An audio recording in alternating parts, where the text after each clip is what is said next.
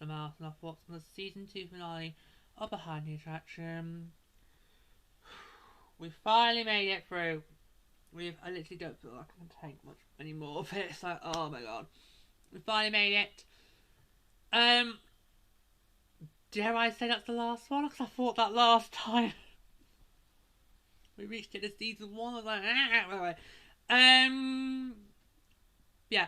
So we end with the Nighttime Spectaculars, and I'm really, really disappointed with this episode because the Nighttime Spectaculars are a huge deal for Disneyland, and you gave us only 40 mins, and you wasted quite a lot of it trying to explain the mechanisms of how a Nighttime Spectacular works. You know, I just like, obviously with projection mapping, which still feels quite new actually. I mean, we you know, I know it's been going around since obviously 2010. That's been really prominent, but it still kind of feels like new. It still feels like we're just scratching the surface when it comes to that, and also show tracking, which is something that a lot of people aren't that really familiar with. It's basically how you. Right. I know they explain it better in the show than I can. This is what I'm gonna try and do from memory. Basically, show tracking is that you only hear a certain piece of music in a particular section. So if one float, for example, if one float's coming along and you've got Mary Poppins, it's themed to Mary Poppins, you want to hear Mary Poppins songs, and then you don't want to hear the next float is Finding Nemo. You don't want to hear the Finding Nemo floats in front of you. You don't want to hear Mary Poppins. You don't want to hear Finding Nemo. So you always hear like wherever you're standing for the parade, you'll always hear as that particular float approaches. You'll definitely hear the music to that float, and then that will fade away when the next one comes in. Yeah, which I always felt when I've seen Once Upon a Dream Parade, that's been the best example of show tracking in Disneyland Paris, with Once Upon a Dream Parade, which ran from 2007 all the way up to 2012. That's the best example in Disneyland Paris of show tracking because there's so many different musical scores used in that show. Sorry, in that parade, but that showed in the parade, I should say. It's been quite long. It's been a long day. Yeah, that's best. That is at its best in Disneyland Paris. To show you how show track works. So there's loads of different music used, but all different floats. But that's pretty much, yeah. So why are you starting watching this episode? Why are you trying to confuse the viewers? You know, particularly if they aren't familiar with the ins and outs, the mechanics of a nighttime spectacle. I'm like, why are you trying to confuse the viewer even more than they will already confused when they first started watching? Yeah, so that's a bit of a kind of.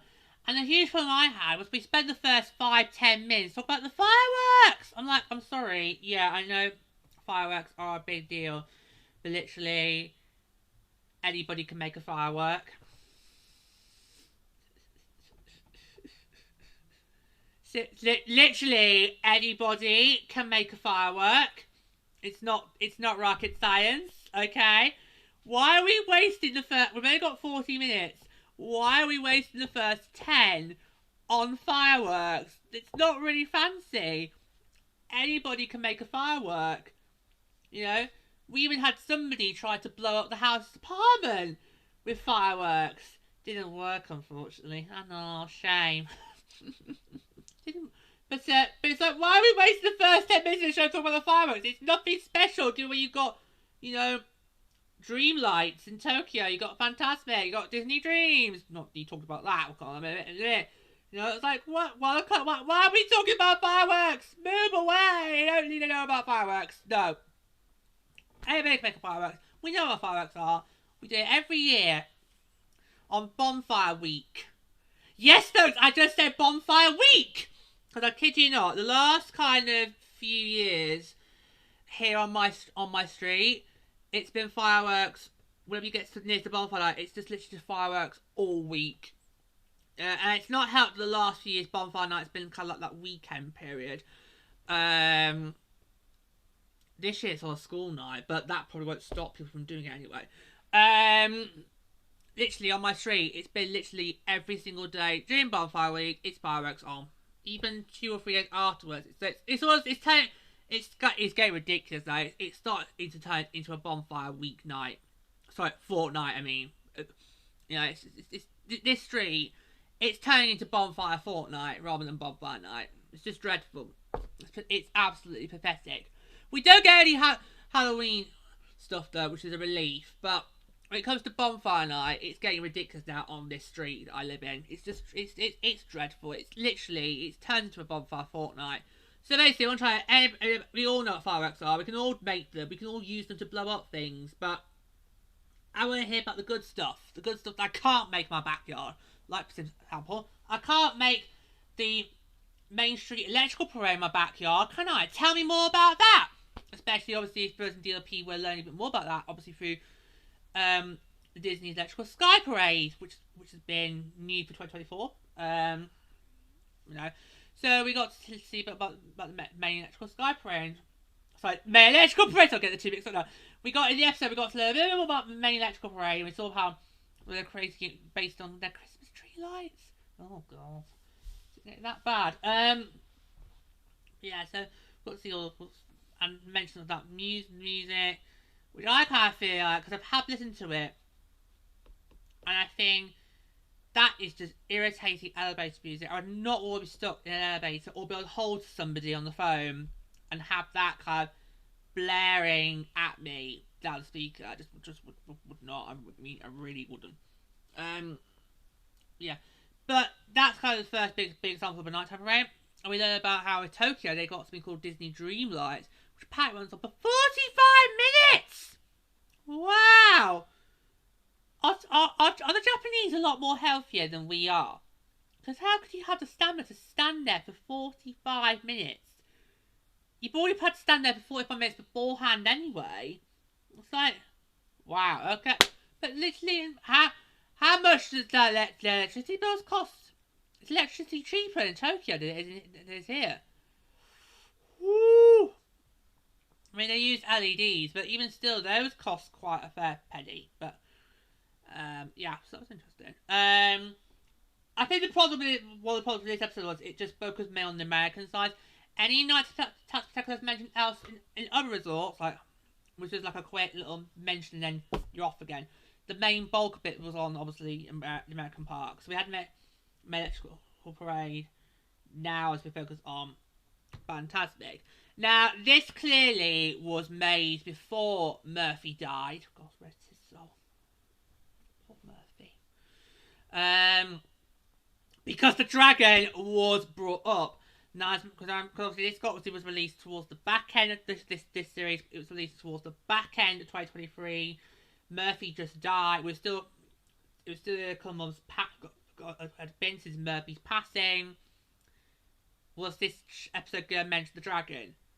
It does. I think that the dragon's still working in Florida because there's 2 versions. There's one in Florida and there's one in Anaheim. And I actually have watched both versions. I think I need to do an episode on Disneyland and Me about this. Because I feel like going to see Fantasmic in Florida is actually better than it is in Anaheim.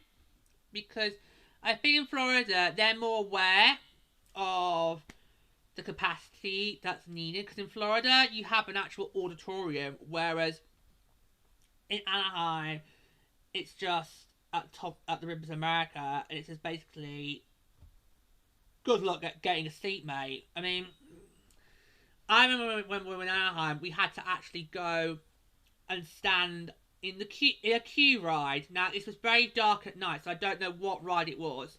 And my eyesight's not great anyway. But I remember to watch it in Anaheim, we had to go up to a queue ride and stand there and watch it because there was no seating near as America. Everybody else had already who got there early, already got them standing position where you could easily just slot in as if you were going to be there for parade. So yeah. So I think if you're gonna go to see Fantasmic, go and see it in Florida, because in Florida you're guaranteed to have a seat. You're guaranteed to have a good view. If you go to Anaheim, you are not gonna have a good view, because I can't remember if the Dragon was, because when I went to see Fantasmic in Anaheim, it was 2018, 8 years. So it's 8 years after I seen it in Florida. And I can't remember in Anaheim if I did see the Murphy. I can't remember if I saw the Dragon or saw Beam. I can't remember. I just generally can't. That's how far away we were. But yeah, so yeah. I remember in Florida, Fantasmic actually scared me because I was 13 at the time. I was still in Florida, and I was just like, I'm just finding this really, really scary. Like, what's going on? I mean, because obviously, I think that was probably the first Nighttime Spectacular I had ever seen, because before Florida I'd only just been to DLP, and I can't remember if I ever saw Nighttime or not. I don't know. Yeah, so I think I think Fantasmic when I saw it in Florida, it just scared me, and so when I got to go to Anaheim, I didn't want to see it there because I compare the two, and it's actually not much difference. It's just in terms of managing the guest flow. Yeah. So obviously they talked about Fantasmic, and they went into detail about, they mentioned the Dragon, that was great. And what I thought was really interesting, and this is something that I was not aware of, is that during the day, you can't see anything from Fantasmic. So any of the show details, any of the set pieces, anything that would go into making Fantasmic work, you don't see that during the day. And I'm like, wow. Now I'm just going to look at where the Rivers America are in terms of the parks. Did I go anywhere near there during the day? Or not?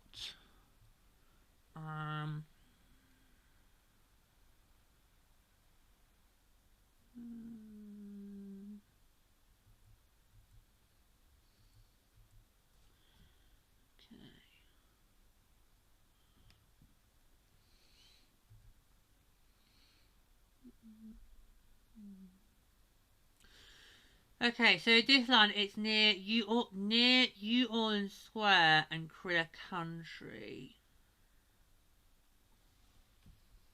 So, was Critter Country Winnie the Pooh? Because I did a Winnie the Pooh. I do remember doing the May events of Winnie the Pooh. Give me 2 seconds.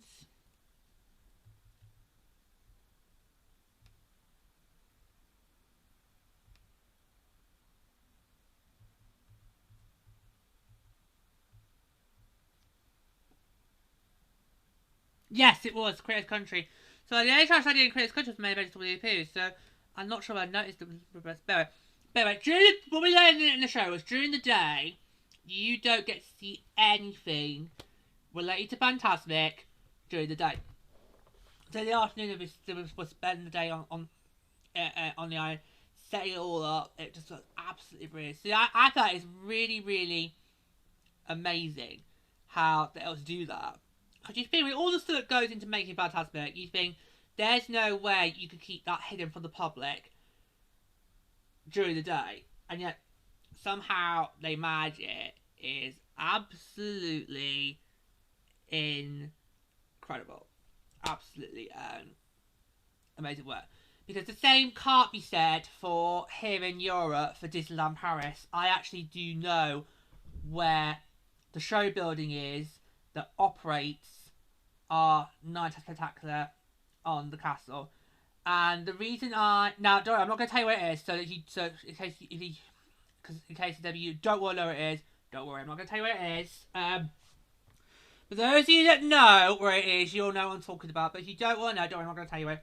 But the reason I know where that show building is in Disneyland Paris that operates the Night Spectaculars is because in the lead up to the 20th anniversary in 2012, Channel 5 said Denise Van Outen, she's a telly presenter in the UK, she came second on Strictly, joint second on Strictly with Kimberly from Girls Aloud. That's all you need to know about Denise Van Outen. They sent her to go and do a documentary about Disneyland Paris and about what we could expect to see from the anniversary, and of course on Disney Dreams. And they showed us where the show hub was in Disneyland Paris, in Main Street, where they do the show building. So I do actually know where in Disneyland Paris the show building is to operate the Night Spectacular you see on the castle, depending on what other show it is at the time. Yes. But I bet it's brilliant how they're able to keep Fantasmic hidden on rocks during the day. That's brilliant. That's genius. Yeah, so that is absolutely amazing. Yeah. And then, of course, obviously we get to Worlds of Colour, which I just feel... Now, I've not seen Worlds of Colour. Obviously, Worlds of Colour you have obviously in DCA, and when I went to Disneyland in 2018, I had 4 days, because it was in the middle of me being in San Jose for the first time. It was brilliant high 2018, my first trip out to California.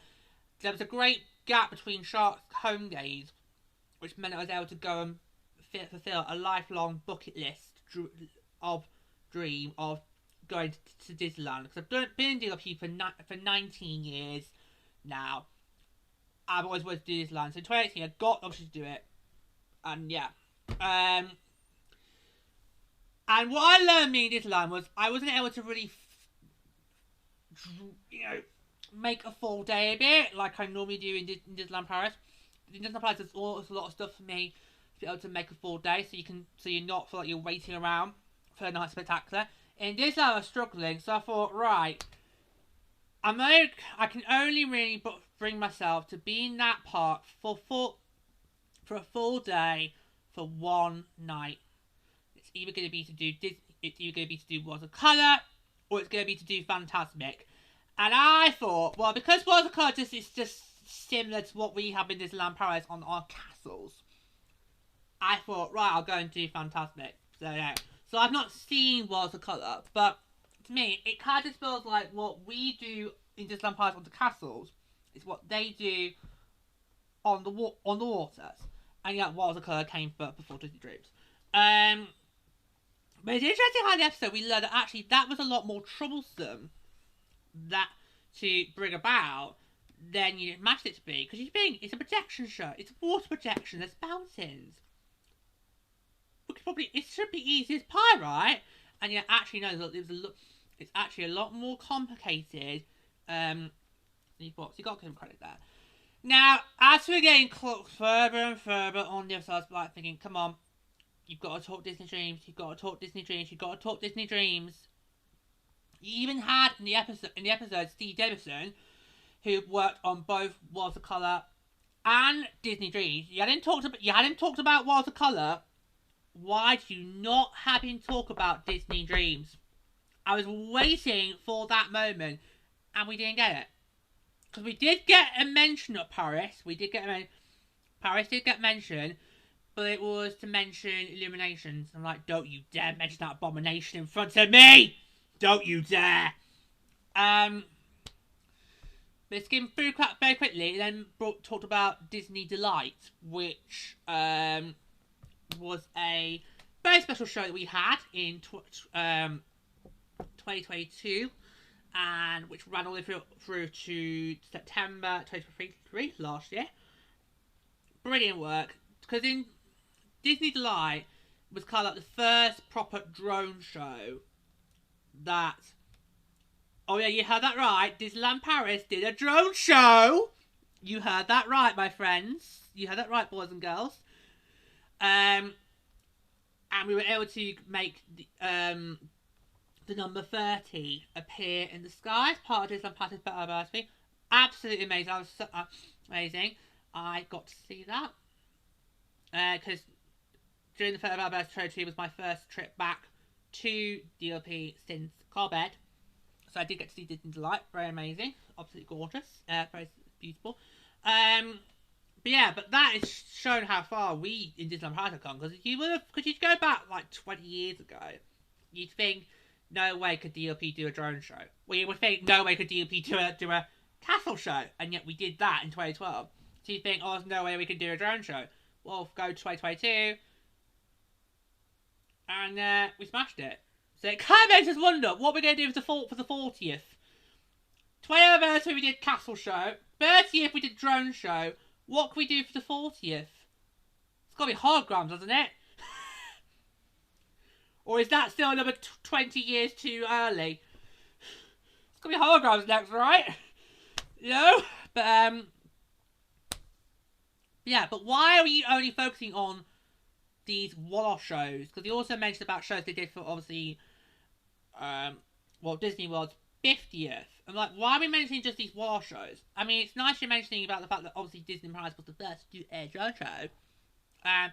But you've got to remember that to get to the drone show, we had Disney Dreams. And I've talked plenty of times on Disneyland and Me about how Disney Dreams has been like a gold dust. It's been like our equivalent to Fantasmic. It was a game changer for Disneyland Paris because it showed that we could do what the Americans could do. And also it was a game changer for me in how I now spend my day in DLP. So I'm very, very disappointed that the Behind the Attraction did not want to cover Disney Dreams, because that is a huge show for any European Disney resort fan. If you were to ask anybody in Europe who's European, name a nighttime spectacular at a Disney resort, I think 99% of us would say Disney Dreams, because it's a special show for all of us. And I'm really, really, really, really not happy that they just sort of, no, we'll just skim over it. Okay. So, all in all, I mean, Nighttime Spectaculars is a good getting tongue-tied here. Nighttime Spectaculars, I'll start again. Nighttime Spectaculars are a good idea to do an episode on if you're covering Disney attractions. Problem is, there's too many of them to try and cram as many as possible into a 40-minute show, because that's what they tried to do. It didn't work.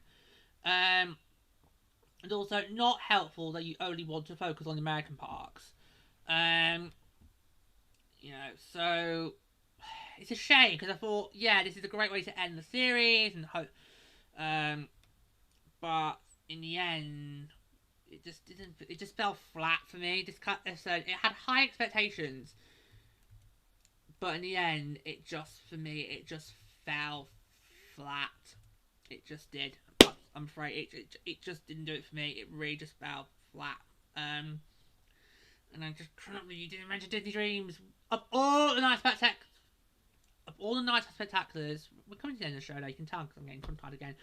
Of all the nighttime spectaculars, you chose to not mention. You choose Disney Dreams. How dare you? How bloody dare you? That was that is gold dust. That was a game changer for us here in Europe. And you choose to skim over that? How bloody dare you? How dare you? Right, we'll leave that there. So there you go. So we've come to the end of another season of Behind the Attraction. Still loving it. Still not feeling it as I was with the Imagineering story. Okay, just and who knows? I mean, because I thought, well, we got to the end of the first season, that was going to be it. It's like, hooray, done, not to do with that shit again. And yet, lo and behold, here we are, it's just another 6. It's interesting how the episodes went down from 10 in the first season to 6 in this season.